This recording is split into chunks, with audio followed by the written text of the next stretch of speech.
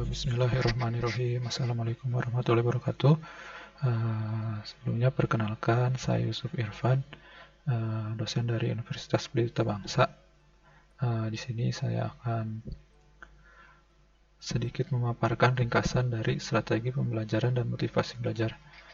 Jadi sebetulnya materi ini merupakan materi dari training pekerti yang diadakan oleh Universitas Tirta Ageng Tirtayasa. Jadi ini sebagai tugas. Materi ini sebelumnya disampaikan oleh Pak Dr. Sihabudin.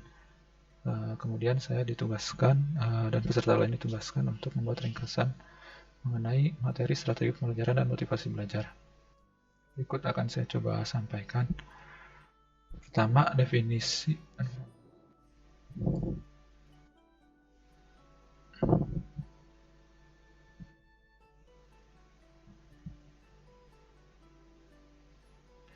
Definisi dari strategi pembelajaran. Kita coba pilah dulu menjadi dua suku kata ya. Pertama, strategi. Strategi sendiri adalah pendekatan secara keseluruhan yang berkaitan dengan pelaksanaan gagasan, perencanaan, dan eksekusi sebuah aktivitas dalam kurun waktu. Pembelajaran adalah proses interaksi antara mahasiswa dengan dosen, antara peserta didik dengan pendidik, dan sumber belajar pada suatu lingkungan belajar. Definisi tersebut menurut Undang-Undang Nomor 12 Tahun 2012 Pasal 1 Ayat 12. Kemudian strategi pembelajaran sendiri merupakan suatu prosedur pembelajaran dalam membantu usaha belajar mahasiswa atau peserta didik mengorganisasikan pengalaman belajar, mengatur dan merencanakan bahan ajar agar tercipta proses pembelajaran yang lebih efektif dan efisien untuk mencapai tujuan pembelajaran. Kemudian kenapa sih strategi pembelajaran itu penting? Pertama, strategi pembelajaran itu memberikan rumusan acuan kegiatan pembelajaran. Kemudian untuk mencapai tujuan pembelajaran. Jadi pembelajaran itu tentunya mempunyai tujuan ya, seperti misalnya mahasiswa ingin mencapai parameter-parameter tertentu atau capaian tertentu, sehingga perlu dibuat strategi pembelajaran yang dilakukan oleh tim pengajar atau dosen. Kemudian strategi pembelajaran juga bertujuan untuk menarik minat belajar peserta didik. Dan selain itu juga memotivasi, mendorong, menggerakkan, membimbing, dan mengarahkan peserta didik. Lalu ada beberapa macam strategi pembelajaran. Di sini ada 5 poin ya. Strategi pembelajaran inquiry atau SPI.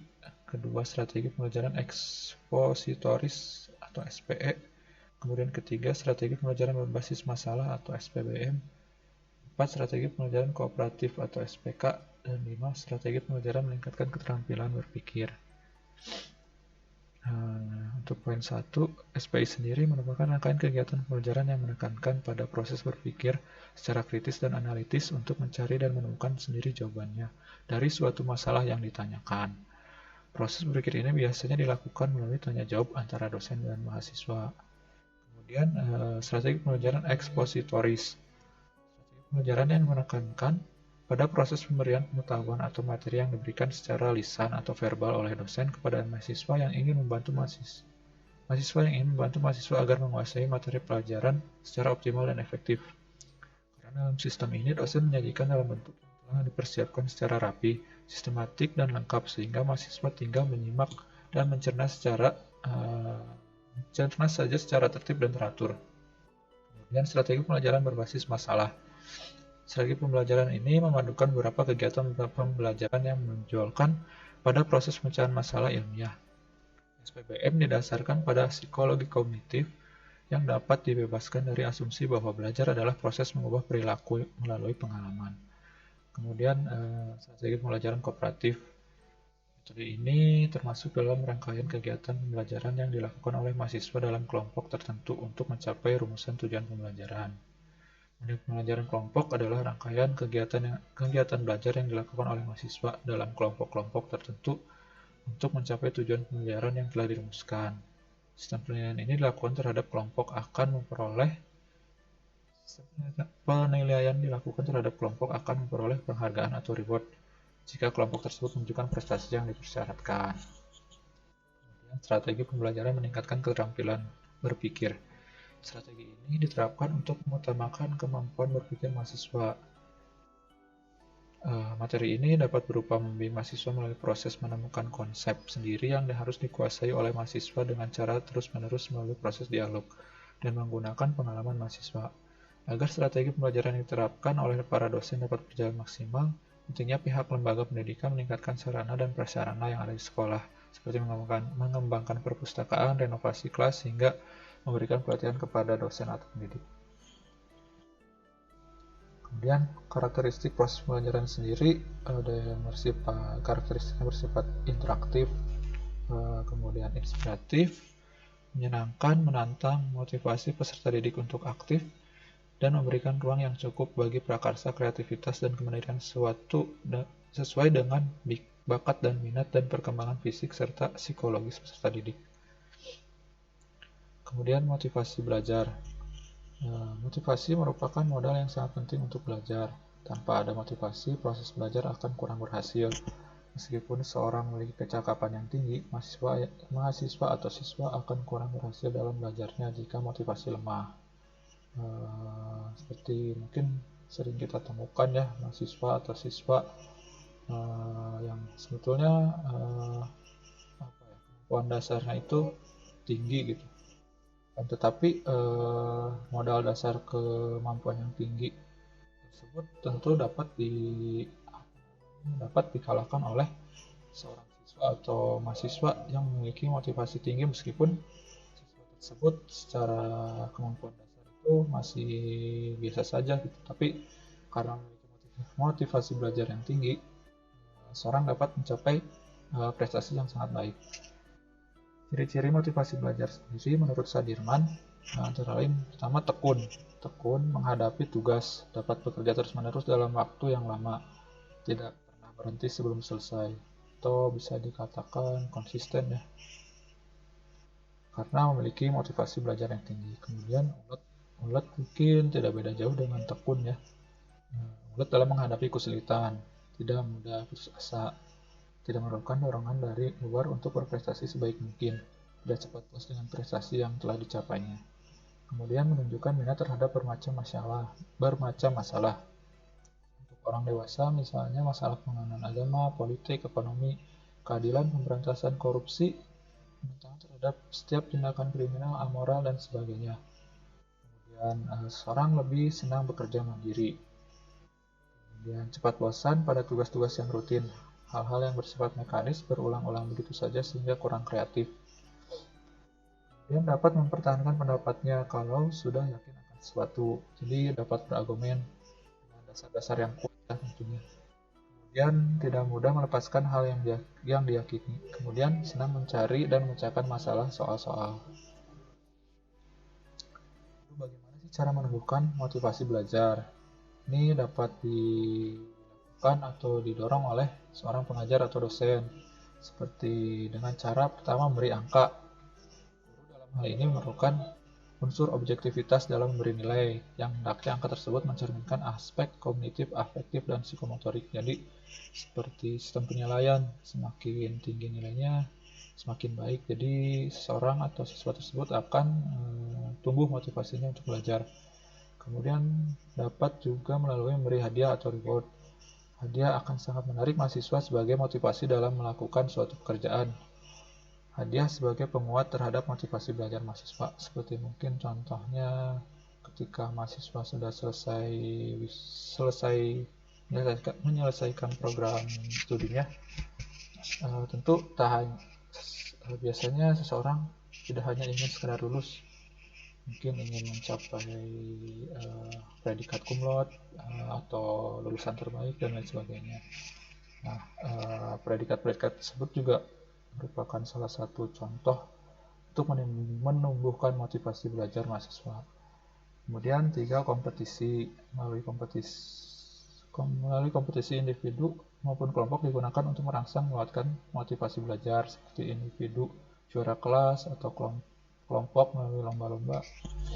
Kemudian nomor 4, ego involvement, yaitu menumbuhkan kesadaran dalam diri mahasiswa agar merasakan pentingnya tugas di sekolah dan menerimanya sebagai suatu tentangnya sehingga mahasiswa berusaha bekerja keras mengerjakan tugas dengan harga dirinya sebagai jaminan.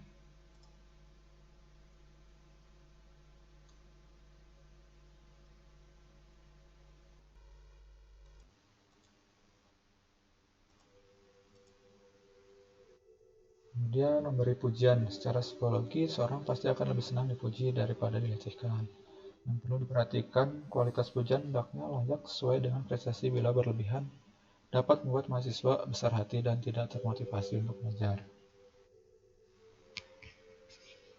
Kemudian, membangun lingkungan belajar positif agar motivasi meningkat. Pertama, seperti mengatur iklim belajar, buat perbedaan dari sejak pertemuan awal. Kemudian mempersiapkan lingkungan fisik seperti sarana dan prasarana, lalu lingkungan sosial sekitar tempat belajar, kemudian mengajar dan menghubungkan dunia IT, kemudian mengembangkan strategi belajar yang menarik, lalu menyiapkan kelas kecil dan kelas besar atau melalui perbedaan. Lalu di sini untuk meningkatkan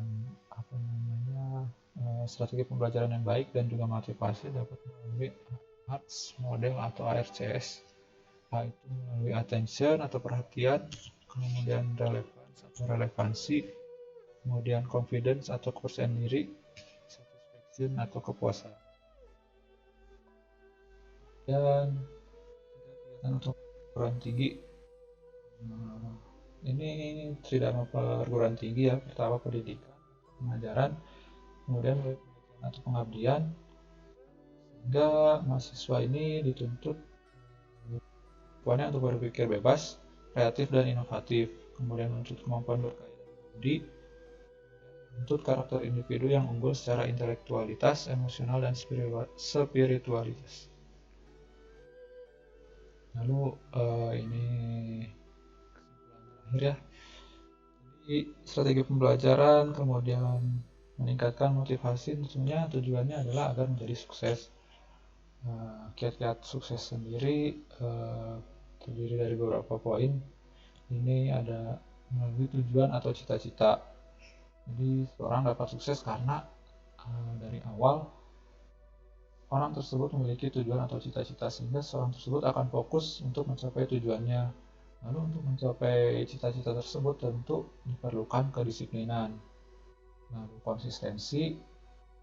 Kemudian melalui kedisiplinan dan konsistensi tersebut dapat diperoleh pengetahuan. Kemudian tentunya keyakinan ya. Untuk mencapai cita-cita tersebut tertentu seorang harus memiliki keyakinan yang kuat dalam meraih tujuan atau cita-citanya. Kemudian tidak hanya memiliki keinginan ya, tentunya harus dijalankan melalui tindakan. Selain itu penting juga dalam menjaga kesehatan jasmani dan rohani. Tidak dapat mencapai cita-cita atau tujuan kita apabila kita mempunyai ketahanan jasmani atau rohani yang kurang baik ya, atau lemah.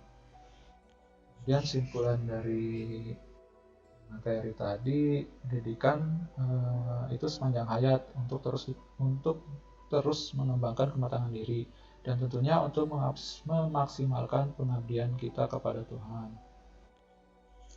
Sekian